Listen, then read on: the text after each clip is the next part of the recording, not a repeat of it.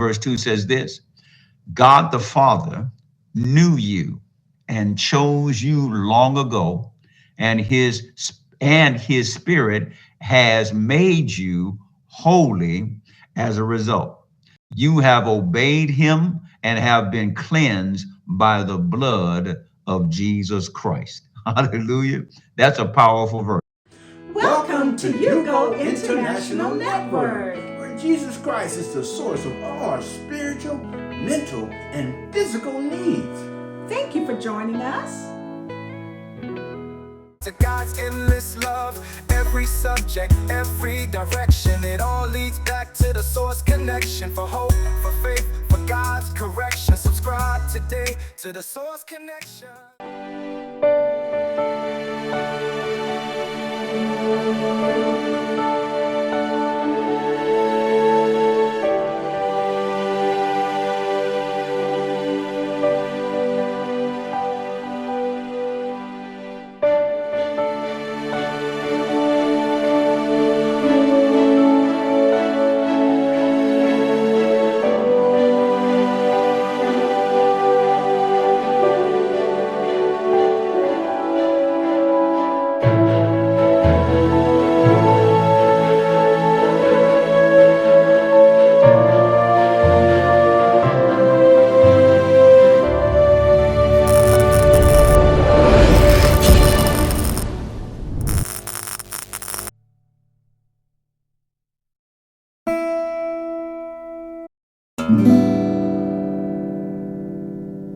Let's get into our devotional thought for this morning. Our devotional thought for this morning comes from the book of First Peter. We're in First Peter chapter 1, looking at verse 2, reading from the New Living Bible translation, the New Living Translation, the NLT. That's what we're looking at this verse from the NLT. First Peter chapter 1, verse 2 says this: God the Father knew you and chose you long ago, and his spirit has made you holy as a result. You have obeyed him and have been cleansed by the blood of Jesus Christ. Hallelujah. That's a powerful verse. Think about what Peter is reminding us of. And think about what Peter is telling us. Peter is saying, God the Father knew you. Hallelujah. Not only does he know you, he knew you before you came to him. God the Father knew you and then chose you long before you realized you needed him. Hallelujah. Chose you long ago, and his spirit has made you holy. Hallelujah. His spirit has made you holy. Now understand, the word holy doesn't mean that you're high and lofty and better than everybody else. Holy simply means you're different. Amen.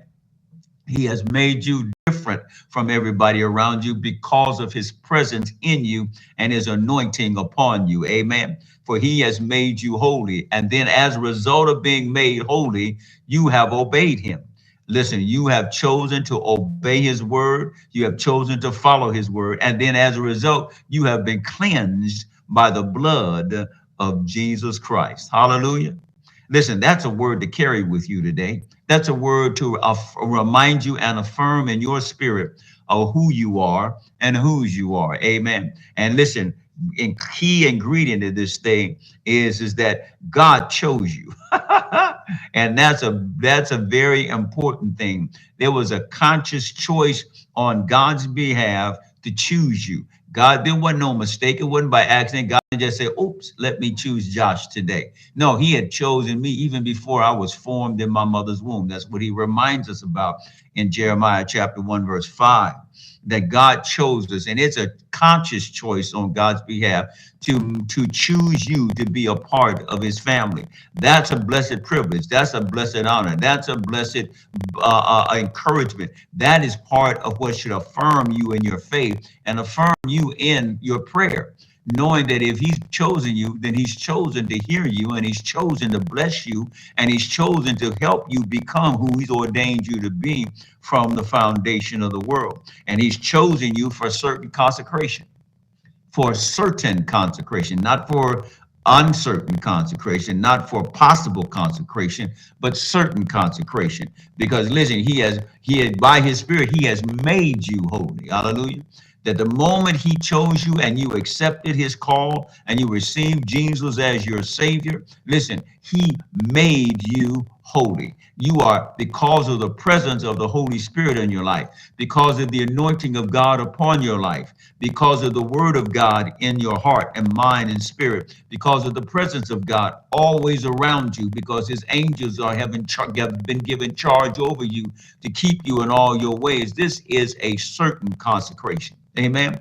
It is a certain consecration. You have been anointed and covered and by the blood of the Lamb. And listen, every demon in hell know who you belong to. Every evil spirit, every divisive spirit who comes across you and runs across your path absolutely knows who you are, because the mark of the Holy Spirit of God is upon you. The sign of the Lord is upon you. The blood of Jesus is on you, and they know who you are. They know that you are certainly and absolutely consecrated to the Lord. Amen. So it was a conscious choice on God's part to choose you, and he chose you for a certain consecration.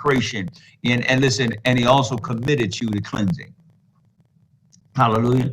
And as a result of his consecration, you have chose to obey him. Amen. And that's a daily choice. And I like the text that is, you have obeyed him.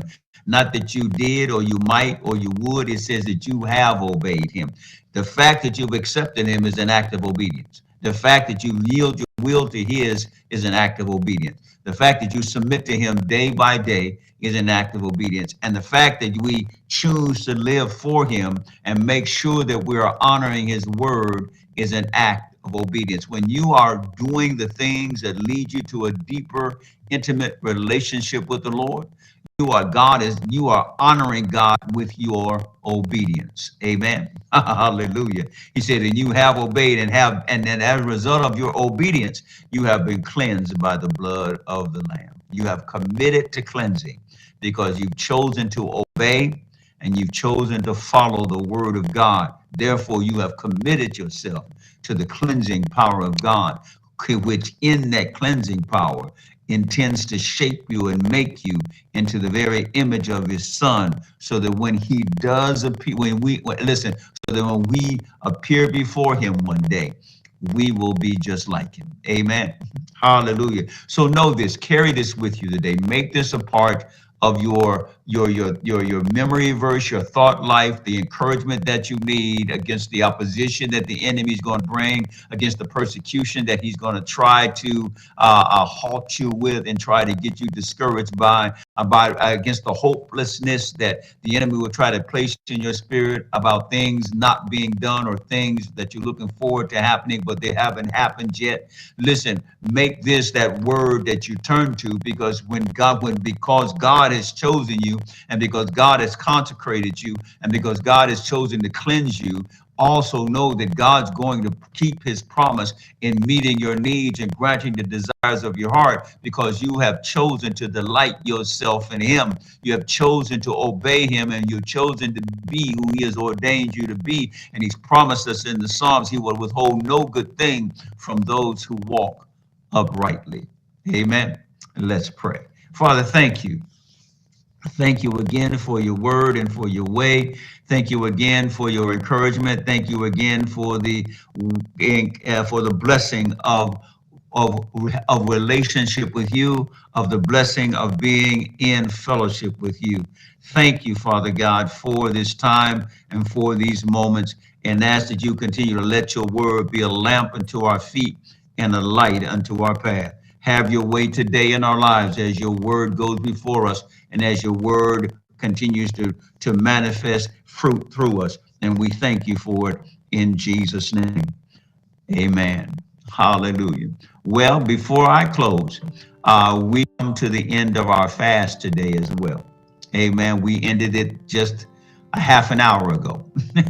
It ended 7 a.m. this morning. And again, I want to give a shout out and a thanks to all of you who have joined us in this fast over these last 7 days, for your obedience, for your discipline, for your devotion, for your dedication.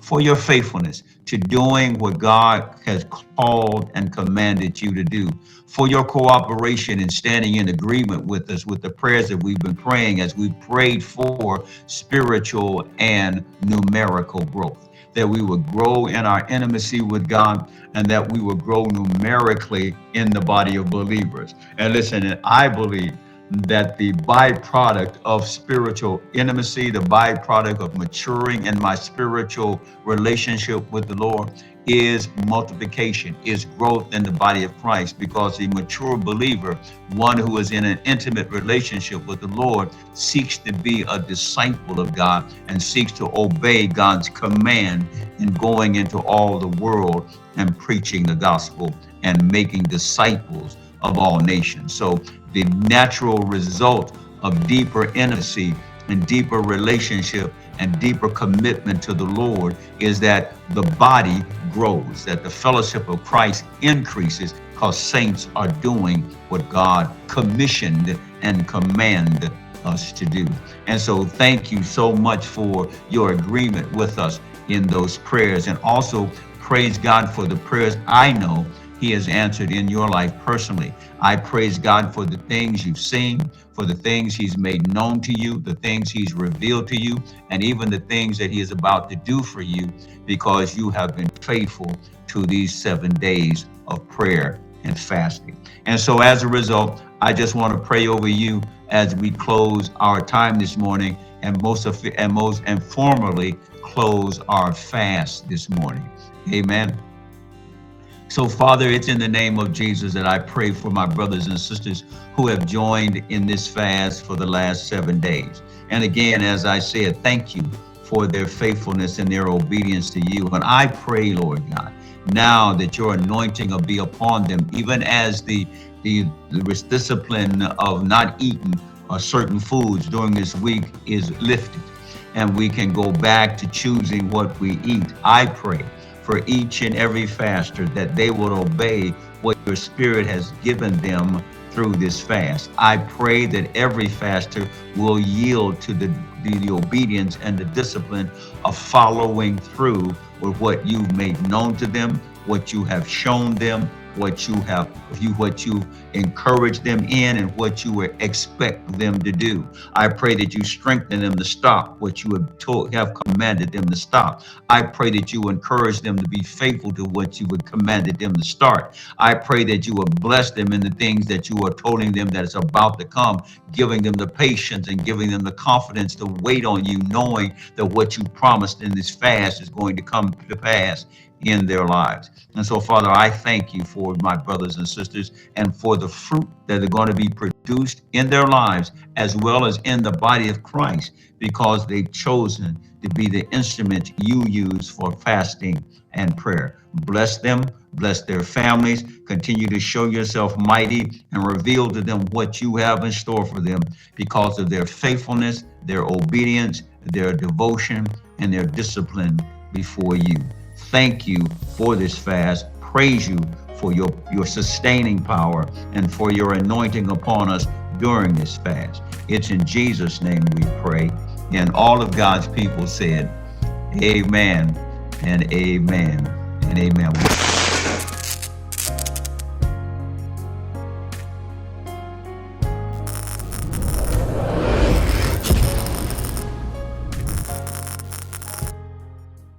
Until we meet again, Stay connected to the source.